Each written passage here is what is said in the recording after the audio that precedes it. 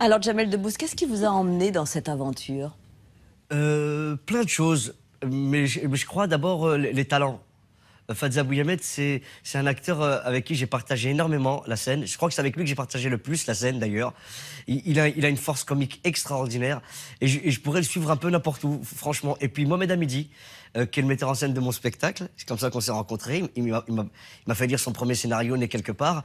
Et les gens de talent qui ont quelque chose à dire, je les suivrai jusqu'au bout du monde. C'est l'histoire, on l'a compris dans cette bande-annonce, de cet Algérien qui veut absolument aller au Salon d'agriculture à Paris avec sa vache Jacqueline. Il va donc traverser toute la France.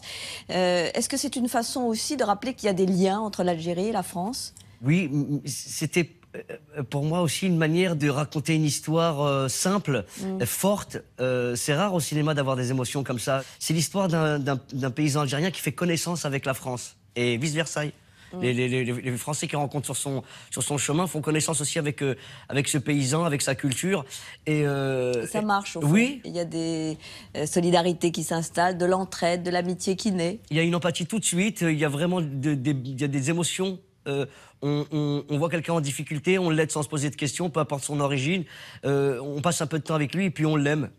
C'est souvent ça la vie. C'est une façon aussi de dire qu'on peut surmonter, et aujourd'hui je pense que c'est important, l'exclusion, voire le racisme. Bah évidemment, bien sûr, le cinéma sert à ça aussi. Et quand on raconte nos histoires, que ça soit ce film, Le Marrakech du Rire ou encore le Jamel Comedy Club, on raconte des gens qui se réconcilient, des gens qui vont les uns vers les autres, des gens qui ont envie de découvrir et qui ne se posent pas la question il n'y a pas de rapport de force dans nos histoires, jamais. Et c'est toujours une découverte. Vous l'avez dit, cet Algérien va traverser la France. C'est une France qui a des travers, évidemment, on les voit, mais qui est aussi assez souriante. Est-ce que c'est une vision de notre pays qui vous convient? Ah oui, tout à fait. Mais moi, je l'idéalise pas, la France, hein. Je l'aime pour ce qu'elle est, profondément. Je l'ai sillonnée à travers toute ma carrière. Ça fait maintenant... Enfin, j'ai fait 160 fois le tour de la France, Claire. Et je peux vous dire qu'elle est exactement comme dans notre film. Elle est ouverte, curieuse, parfois un peu méfiante. Je la compare souvent à une vieille dame, la France. Agaçante, mais aussi, évidemment, elle a des qualités. Oui, évidemment, mais chaleureuse, profondément chaleureuse, et qui n'hésitera pas à vous ouvrir sa porte. Encore faut-il que vous vouliez du bien.